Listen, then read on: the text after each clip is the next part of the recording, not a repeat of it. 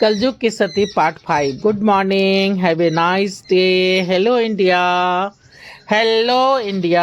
बड़ों को ढेर सारा प्रणाम, छोटों को ढेर सारा प्यार। और मेरे सारे सब्सक्राइबर कैसे हैं आप सबको ढेर सारा Ram Ram, Ganpati Bappa Morya. Welcome back to my YouTube channel Simi की डायरी ऑफिशियल में आप लोगों का ढेर सारा स्वागत है। दोस्तों, कलयुग की सती इस चैनल पे मेरी अभी 5वीं हिंदी नॉवेल है जो चल रही है, तो इसके 5वें पार्ट में आज मैं आप लोगों का तहे दिल से स्वागत करती हूँ।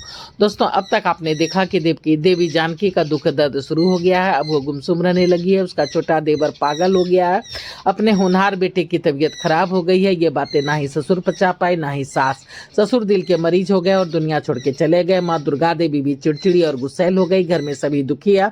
जानकी अब बाहर क्वार्टर में रहती है। ससुर को मरे 3 साल हो गए हैं। हरि अब तक ठीक नहीं हो पाया है और ना ही अब ठीक होने की गुंजाइश ही नजर आ रही है। घर में पहले से दुख कम था, जो अब हरि भी घर छोड़ के चला गया है। किशोर काफी चिंता में है। उसे इस बात की फिक्र है कि दवाई नहीं खाने पर उसकी स्थिति दिन प्रतिदिन बद से बदतर हो जाएगी। ऐसी अवस्था में शायद याददाश्त भी चली जाए और फिर उसका घर लौट के आना और भी नामुमकिन हो जाए। खैर दोस्तों, हम किसका क्या बिगाड़ के आते हैं, किसका कौन सा ऋण हम पे होता है नहीं पता। नियति किस तरह से जाल फैलाती है और अपने गिरफ्त में ले लेती है, इंसान समझ नहीं पाता। और जब तक होश आता है तब तक काफी देर हो चुकी होती है। किशोर जब डेरे पे आता है तो जानकी को बताता है कि किशोर हरि घर छोड़कर चला गया है। मैंने थाने में रिपोर्ट लिखवा दिया है, फोटो भी दे आया हूँ। आसपास के सभी गांव और शहर में उसकी फोटो दिखा करके पूछताछ भी कर चुका हूँ, पर कुछ भी पता नहीं चल पाया है। नदी नाला पोखर तालाब हर जगह ढूंढवा लिया, पर हरि का कुछ भी पता नहीं चला। मैं तो विश्वास नहीं करता इन सब बातों पर माँ की खुशी के लिए तांत्रिक को झाड़ फूक सब करवाया हूँ। कोई कुछ कहता है तो कोई कुछ कहता है। जानकी किशोर को सांत्वना देने लगती है कि आप फिक्र मत कीजिए, सब ठीक हो जाएगा।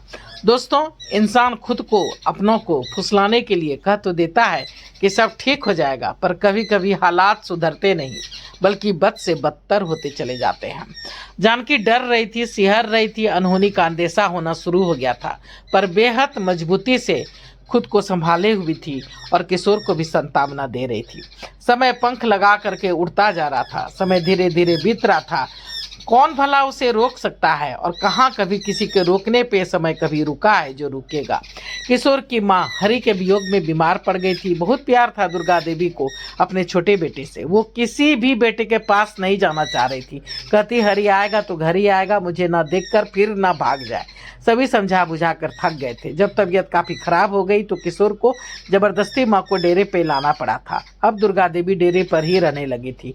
दुर्गा देवी बीमार होने के कारण चिड़चिड़ी हो गई थी। हरि नहीं तो कोई नहीं, उसे कुछ भी नहीं भाता था, ना ही किसी की खुशी ना ही किसी का हंसना बोलना। पट बात को नाना देने लगती।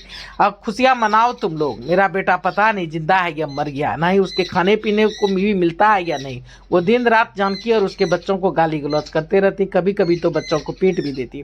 दुर्गा देवी जानकी से पता नहीं किस जन्म का बदला ले रही थी। मानो जानकी ने ही हरि को पागल कर दिया हो और जानकी ने ही हरि को घर से भगा दिया हो। अब फिर से जानकी और उसके बच्चे डरे डरे रहने लगे थे। पता नहीं कौन सी बात दुर्गा देवी को बुरा लग जाए और वो शुरू कर दे अपनी महाभारत। जानकी कम बोलती तो सास कहती मुझे देखकर मुंह फुलाती है, मुझे घर भेज दो। जानकी खुश रहती, कुछ ज्यादा बोलती तो दुर्गा देवी कहती से हरि की तो कोई चिंता फिक्र है ही नहीं, कितनी खुश है, ऊपर से बकबक करके मेरा दिमाग खा गई।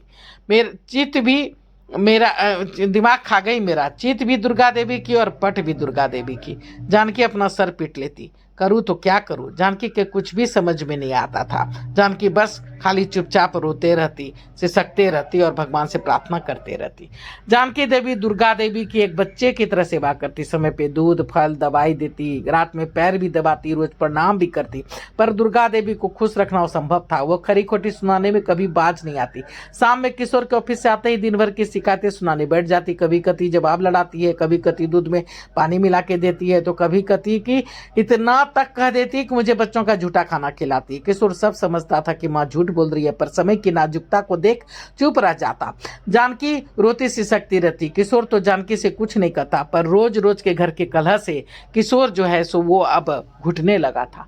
जानकी ने आज तक कभी भी किशोर से किसी भी चीज की शिकायत नहीं की थी, किसी की भी शिकायत नहीं की थी, ना ही कभी किशोर से उसने कभी कुछ मांगा था। किशोर उसे वक्त तक नहीं दे पाता था। दिन रात बैल की तरह ड्यूटी, फिर घर की समस्या। समस्या, इसी में अब तक का पूरा वक्त निकल गया था। ना ही कहीं घूमना फिरना, ना ही कोई पार्टी फंक्शन। ऐसे में माँ का रोज रोज जानकी में मीन मैक निकालना किशोर को अच्छा तो नहीं लगता था, पर माँ हरि के कारण दुखी है ये सोच करके किशोर खून का घूंट पी के रह जाता था। कभी कभी किशोर सोचता, बेचारी जानकी मुझसे शादी करके किस दलदल में फंस गई है, एक दिन का भी ना सुख मिला ना ही चैन। दुर्गा देवी अब सबों को परेशान करने लगी थी। किशोर ड्यूटी से थक हार के घर आता तो माँ शुरू हो जाती, कहती उस तांत्रिक के पास जाओ तो उस ओझा को बुलाओ। छुट्टी के दिन भी किशोर को छुट्टी ना मिलती, उसे चैन ना मिलता। कभी टेलीफोन बूथ पर बैठ के घंटों दूर अपने शहर में अपने सगे नाते रिश्तेदारों को वो फोन करता रहता, उसे हरि के बारे में बताता और उसके बारे में ही पूछता। तो कभी पुलिस थाना का चक्कर लगाते रहता, ना चक्कर लगाता, नीम हकीम तांत्रिक ओझा सभी के द्वार वो जा चुका था। किशोर एक पढ़ा लिखा समझदार इंसान था, उसे इस बात पे विश्वास नहीं था इन सब बातों पर, फिर भी मरता क्या ना करता।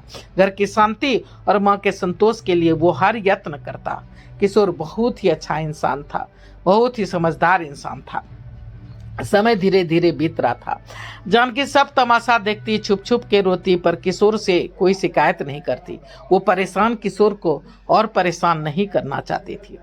किशोर अपना पुत्र धर्म निभा रहा था, अपना कर्तव्य धर्म से नहीं पीछे हटा था। किशोर पैसा पानी की तरह बहाता, आज टीवी पे, कल रेडियो पे, परसों अखबार में, तो कभी कभी किसी और द्वारा हरि को ढूंढने का हर कोशिश कर रहा था, पर हरि का कहीं भी कोई भी पता नहीं चल रहा था। किशोर काफी परेशान था। किशोर हरि की चिंता में घुटता जा रहा था। समय बीतता जा रहा था। किशोर अब तनाव में रहने लगा था, उसकी तबीयत अब खराब रहने लगी थी। दिन भर ड्यूटी और शाम में घर आते ही माँ का महाभारत शुरू। अब तो जैसे जानकी के सब्र का भी बांध टूट चुका था। बर्दाश्त की भी एक हद होती है। वो अपनी सास को हमेशा समझाती है, आप रोज शाम को उन्हें झूठी झूठी बातें क्यों सुनाने लगती हैं। वो थके मांदे घर आते हैं, कुछ तो समझिए। अगर उनकी तबीयत ज़्यादा खराब हो गई, कुछ हो गया, तो वो कोशिश तो कर ही रहे हैं, अब और क्या करे। सास तो नक जाती, बेटा मेरा है, 9 महीना कुख में मैंने रखा है और उसके सेहत की चिंता मुझसे ज़्यादा तुम्हें है, क्यों? आने दो उसे, आज फैसला होके रहेगा। आज जानकी भी होश में नहीं थी। कभी जवाब नहीं दिया था सास को, पर उन्होंने विवश कर दिया था मुंह खोलने को। जानकी ने कहा, आपको उनकी कितनी चिंता है वो तो देख रही हूँ। आपके बेटे सिर्फ हरि हैं, वो नहीं। फिक्र नहीं है आपको उनकी, जरा भी फिक्र नहीं है आपको। जानकी भगवान जी के सामने बैठ फूट फूट कर रो पड़ी। भगवान, ये कैसी तकदीर बनाई मेरी। सब कुछ तो दिया है आपने, पर इतनी टेंशन, इतना दुख दर्द, इतने सारे तनाव और समस्या से भरी जिंदगी। हे प्रभु, दिन रात डरती रहती हूँ कि कहीं इतने तनाव में रहने से उनकी तबीयत ना खराब हो जाए। अगर उन्हें कुछ हो गया तो मेरा क्या होगा। दिन रात बाहर भीतर करते हैं, गाड़ी चलाते हैं, अगर कोई दुर्घटना हो गई तो। हे प्रभु, मेरी विनती सुन, मेरी पति की रक्षा कर। वो बहुत सीधे साधे हैं, सबों की चिंता करते हैं, सबों की चिंता है उन्हें, कभी किसी को कुछ नहीं कहते, बस अंदर ही अंदर घुटते रहते हैं। उनमें सिर्फ गुण ही गुण है, अब गुण नहीं, पर इस घर के चलते उन्हें कुछ हो ना जाए। मुझे गलत सलत सपने भी आने लगे हैं। हे भोलेनाथ, हे माँ, रक्षा करो मेरे सुहाग की। खबर लो भोलेनाथ, खबर लो, अब आप ही कुछ करो भोलेनाथ। तो चलिए दोस्तों, मैं कलयुग की सती का यह एपिसोड यहीं पे समाप्त करती हूँ। अगला एपिसोड लेके जल्दी मैं आप लोगों के समक्ष आ जाऊंगी।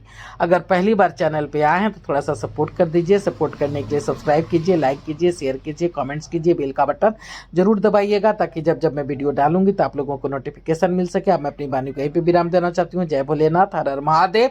और आप लोगों का ढेर सारा थैंक्स मेरे वीडियो को शुरू से अंत तक दिखने के लिए, अपना सहयोग बनाए रखने के लिए। Thanks for everything, thanks for watching my video. Thank you.